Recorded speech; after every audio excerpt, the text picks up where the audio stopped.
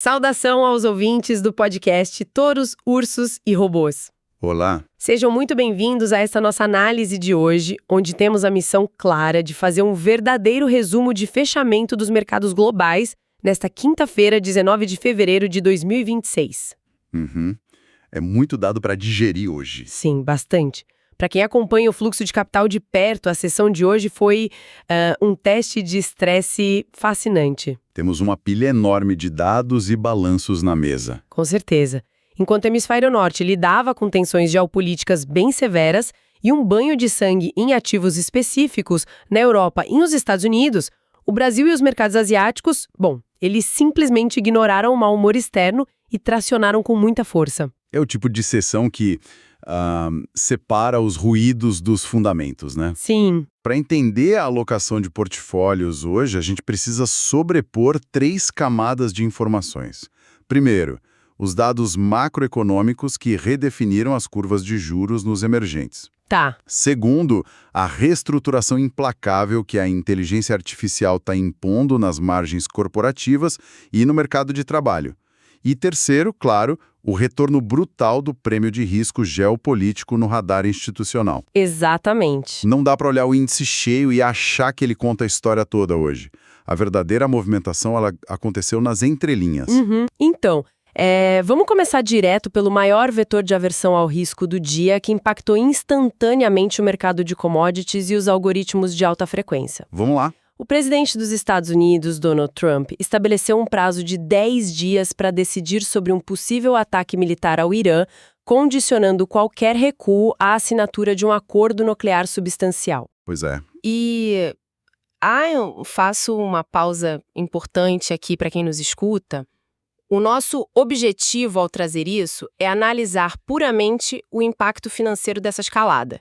Relatamos esse movimento de forma estritamente factual, sem viés político, apenas observando como trilhões de dólares reagiram a esse ultimato. É fundamental deixar isso claro. E a reação do mercado foi uma busca vertiginosa por hedge. Sim. Quando temos um ultimato com data marcada envolvendo a maior potência militar do mundo e um país central na geopolítica energética, o mercado não espera para ver. Não mesmo. Os traders precificam o pior cenário na mesma hora. O deslocamento militar na região já é expressivo. O porta-aviões USS Abraham Lincoln já está operando no Oriente Médio. Nossa! E o USS Gerald Ford está em trânsito para lá. Em contrapartida, a Guarda Revolucionária do Irã iniciou exercícios navais no Estreito de Hormuz. E para a economia global, o Estreito de Hormuz não é só um pedaço de oceano. É a artéria jugular, né? Exato. É a artéria jugular do fornecimento de energia. Exatamente. A gente está falando do principal gargalo de escoamento de petróleo do mundo. Mas me diz uma coisa, o mercado está precificando um conflito real ou é apenas ajustando os prêmios de risco temporariamente? Boa pergunta. Porque os números do barril do ouro foram violentos. Foram. O petróleo tipo WTI saltou para $66,43, enquanto o Brent, que dita a política de preços aqui no Brasil, bateu $71,66. É o nível mais alto em 6 meses. Isso. E, simultaneamente, o ouro fincou o pé na casa dos $4.979 a onça Troy. Pois é.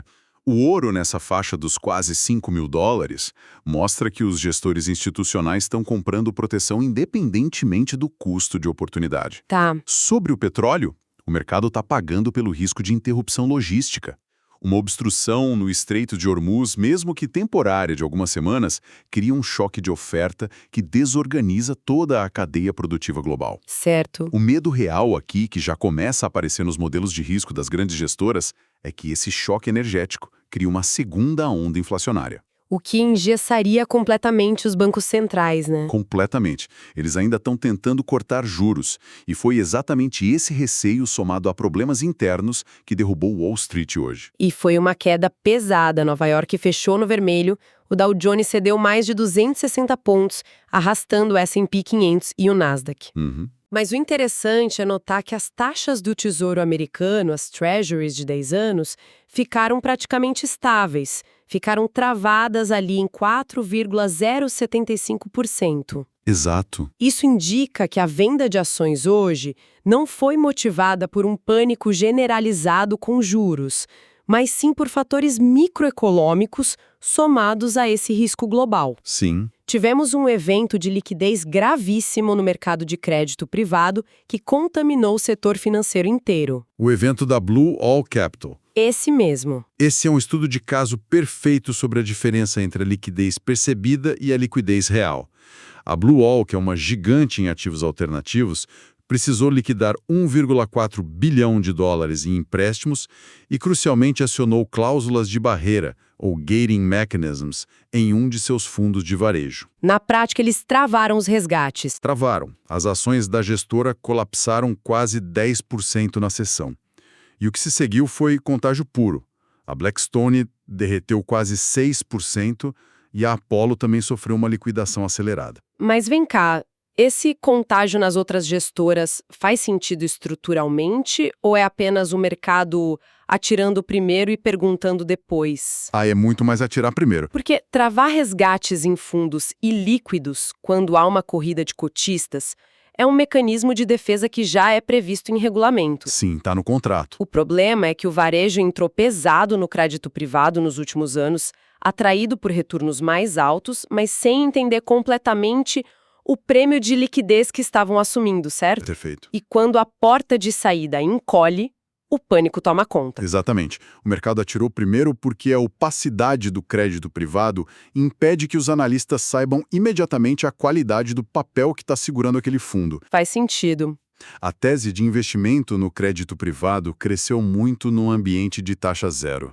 Agora, com os juros lá nos Estados Unidos na casa dos 4% a 5%, o estresse nas empresas tomadoras de crédito aumenta e os cotistas querem sacar.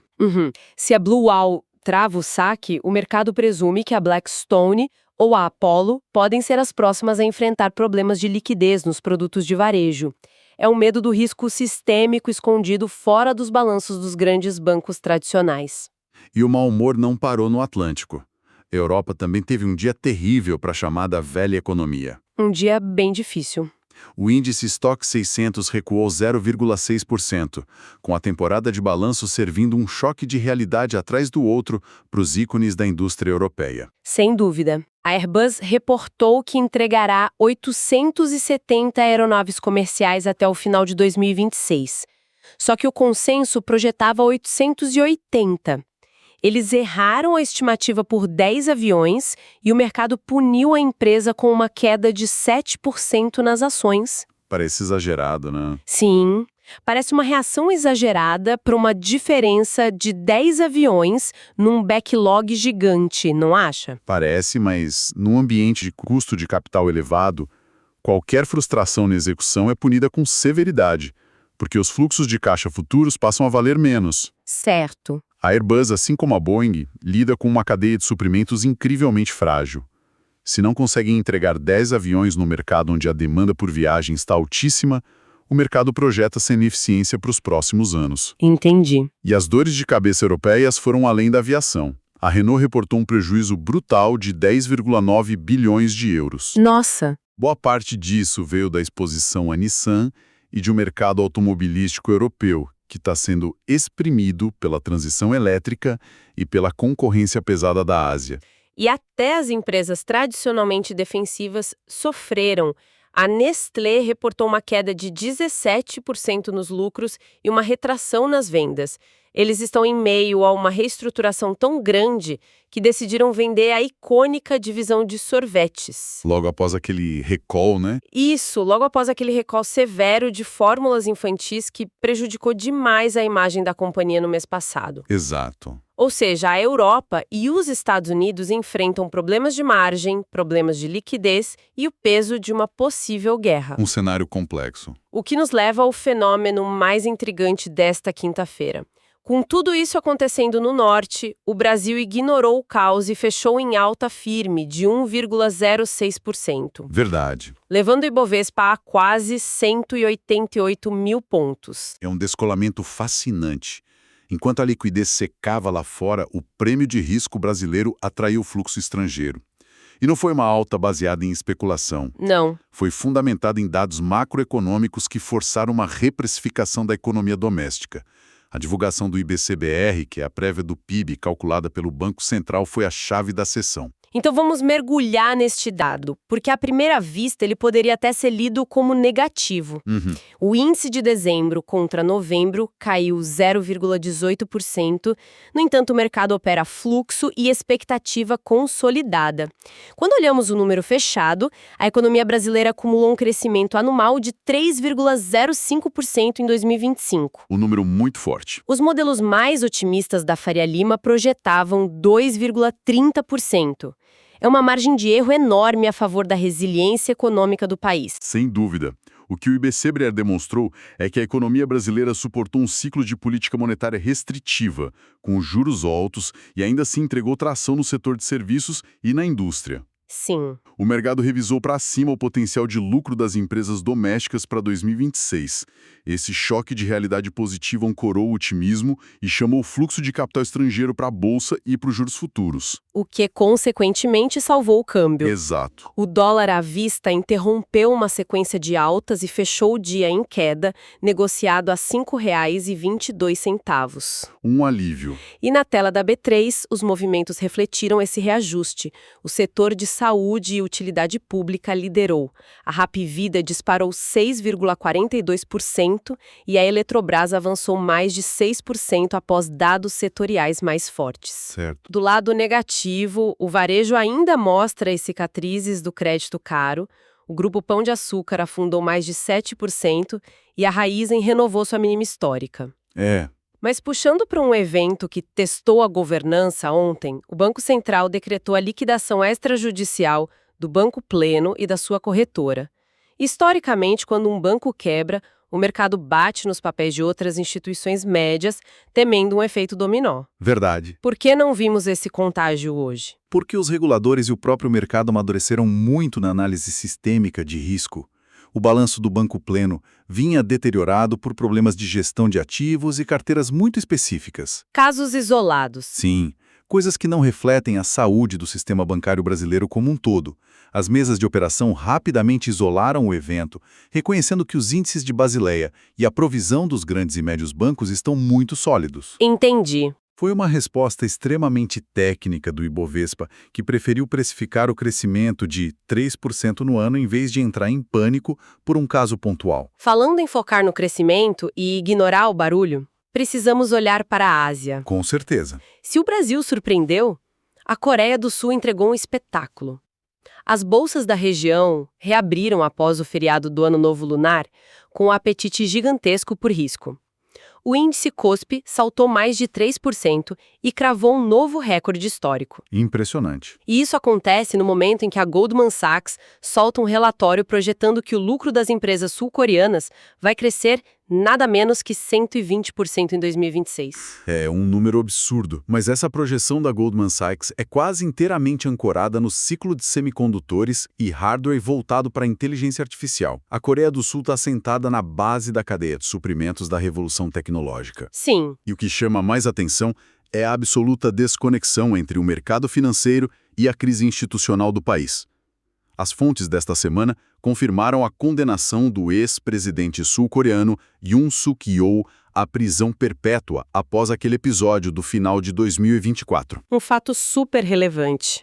Sim, uma ruptura institucional dessa magnitude destruiria o mercado em outras jurisdições. Mas os investidores globais não estão comprando a estabilidade política sul-coreana. Eles estão comprando memória de alta performance e chips de IA da Samsung e SK Hynix. Exatamente. O fluxo de capital para o polo de tecnologia ignorou completamente o noticiário político. E essa menção à tecnologia nos fornece a ponte perfeita para o embate corporativo do ano. Os relatórios de balanço de hoje oficializaram uma mudança de paradigma histórico no varejo americano. A Amazon ultrapassou o Walmart em faturamento anual. Essa é uma daquelas métricas que vão aparecer nos livros de história econômica no futuro. Com certeza. A Amazon consolidou vendas líquidas de 716,9 bilhões de dólares, superando os 713,2 bilhões do Walmart. A transição da coroa do varejo da loja física tradicional para o e-commerce finalmente se completou matematicamente. Aconteceu. No entanto, o mais profundo aqui não é apenas o market share passado, mas onde a verdadeira guerra está sendo travada agora. O campo de batalha deixou de ser apenas logística e aquela entrega de última milha, e passou a ser o domínio absoluto da inteligência artificial aplicada à conversão de vendas. E as estratégias que as duas empresas estão adotando são diametralmente opostas. O Walmart fez parcerias agressivas para colocar a IA na ponta do consumidor. Eles criaram um assistente de compras chamado Spark. E os resultados são absurdos. O próprio CEO do Walmart destacou hoje que o usuário que interage com Spark tem um valor médio de pedido 35% superior ao de um cliente tradicional. Isso é enorme. É um aumento de 1/3 no ticket médio apenas usando algoritmos preditivos que dizem ao cliente exatamente o que ele esqueceu que precisava comprar. Esse nível de personalização em massa era impossível há 2 anos. A IA do Walmart analisa padrões de consumo interligados, sazonalidade e até o comportamento em tempo real na plataforma. Sim. Em resposta, a postura da Amazon foi mais voltada à infraestrutura pesada. A empresa está investindo 200 bilhões de dólares apenas em capex de data centers e redes de IA. 200 bilhões? É muito dinheiro. Além de promover o chatbot Rufus, a Amazon tomou decisão drástica de bloquear agentes de inteligência artificial de terceiros no seu ecossistema para não perder o controle sobre a monetização das pesquisas dentro da plataforma. Eles estão construindo um jardim murado ainda mais alto. Isso mostra que a IA não é mais uma feature experimental, ela é um motor de sobrevivência corporativa. Perfeito. E o impacto dessa reestruturação não fica apenas nas prateleiras virtuais. Ele já está mudando as fundações do mercado de trabalho e o plano de carreira de milhões de pessoas. Sem dúvida. O caso da Accenture hoje deixou muita gente perplexa. A gigante da consultoria estabeleceu que o uso regular de ferramentas internas de inteligência artificial é agora um critério obrigatório para promoções de gerentes seniores e diretores. Mudança de jogo. Ou você incorpora o algoritmo no seu fluxo de trabalho ou sua carreira congela. E eles não estão brincando, já retreinaram 550 mil funcionários. A Accenture é uma empresa que vende eficiência corporativa para outras empresas. Então o modelo interno deles serve como um laboratório do que o resto do mercado vai adotar em breve. Exato. O que estamos presenciando é a quantificação da produtividade intelectual. A IA eleva o piso de entrega de qualquer profissional. Isso dialoga diretamente com uma mudança maciça no comportamento do trabalhador. Como assim? Saímos daquela fase anômala pós-pandemia da grande renúncia e entramos de cabeça no que os economistas estão chamando de a grande permanência, ou seja, a era da estagnação voluntária de carreiras. Esse conceito da grande permanência é perfeitamente ilustrado pelos dados da ADP divulgados hoje. Em 2022, quem tinha coragem de pedir demissão e trocar de emprego ganhava, em média, um prêmio salarial de 8,4% acima da inflação em relação a quem ficava na mesma cadeira. Um prêmio bem atrativo. Valia muito a pena pular de galho em galho. Mas os dados atuais mostram que essa vantagem desmoronou para irrisórios 1,9%. Ou seja, o incentivo financeiro para arriscar uma nova cultura corporativa, assumir uma nova curva de aprendizado e perder capital político interno simplesmente sumiu. É a tempestade perfeita para a falta de mobilidade profissional.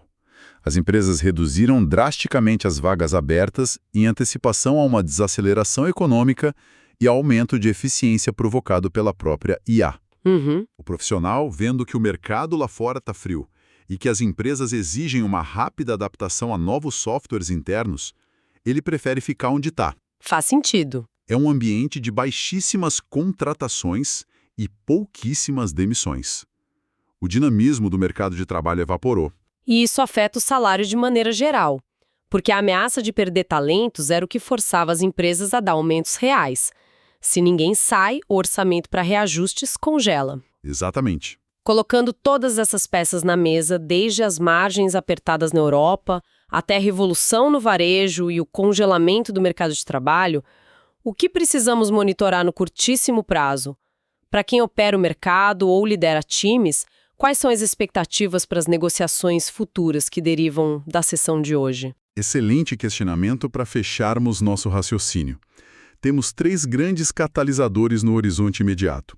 O primeiro é a leitura de inflação do índice PCE, nos Estados Unidos, que será divulgada nesta sexta-feira. Tá. O PCE é a métrica definitiva para o Federal Reserve. Se os números mostrarem reaceleração nos preços de serviços, a ala dura do Banco Central americano vai ganhar força e poderemos ver uma correção aguda na curva de juros globais. E o segundo ponto, imagino, seja aquele relógio que começou a tic-taquear lá no Oriente Médio. Precisamente. O prazo de 10 dias estabelecido por Washington sobre o acordo com o Irã. O prêmio de risco em cima do barril de petróleo vai ditar o ritmo da aversão ao risco nas próximas sessões.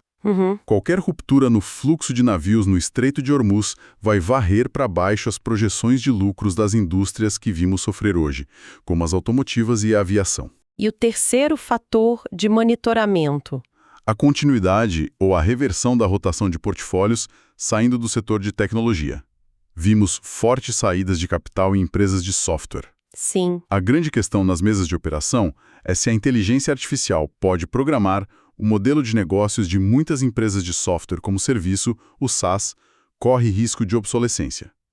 Há uma migração de recursos das antigas estrelas da tecnologia em direção a empresas cíclicas e de infraestrutura pesada, que suportam os data centers. É crucial monitorar se essa tendência se consolida. Perfeito. Para amarrarmos tudo o que foi discutido e destrinchado neste mergulho, os mercados funcionam como um grande ecossistema de vasos comunicantes. Sem dúvida. Força da economia real no Brasil atraiu fluxo em um dia de estresse profundo lá fora. Mas o teto para o otimismo nos emergentes esbarra diretamente na inflação global, que agora é ameaçada pelo cenário de guerra no Oriente Médio e pelo petróleo nas alturas. E no plano de fundo de todos esses balanços, vemos a tecnologia mudando a matriz de quem ganha dinheiro no varejo e de quem é promovido no escritório. É a intersecção perfeita entre a macroeconomia clássica e a fronteira tecnológica. Modelos de juros e lucros operacionais sendo recalibrados enquanto as regras do emprego são reescritas em tempo real. E é justamente sobre as regras do emprego que deixa um pensamento final, uma provocação para quem nos acompanha refletir após esse nosso longo debate. Acabamos de ver que dominar a IA virou pré-requisito não só para ser contratado, mas para não ser esquecido na hierarquia das corporações. Ao mesmo tempo, a grande permanência nos mostra um mercado de trabalho engessado, onde talentos pararam de se movimentar porque o ganho financeiro de mudar de empresa deixou de existir. Historicamente, a inovação disruptiva não vem de pessoas confortáveis. Ela vem do cruzamento de ideias gerado pela movimentação de cérebros entre diferentes empresas e setores. Exatamente. Se o talento humano está priorizando a segurança e parou de circular no ambiente dominado pela máquina, de onde virá a verdadeira inovação corporativa na próxima década? Será que os algoritmos conseguirão suprir a falta de oxigenação das mentes humanas estagnadas? Uma reflexão central. A eficiência algorítmica pode estar sufocando silenciosamente o caos criativo necessário para o próximo grande salto da nossa economia. Exatamente. Muito obrigada por nos guiar através dessa montanha de dados e relatórios complexos. Eu que agradeço. Tendências que vão impactar o seu negócio e a sua carteira, sempre debatendo em alto nível, sem perder a capacidade de questionar os fatos. Fiquem atentos aos dados de sexta-feira, protejam seus portfólios e até o nosso próximo encontro.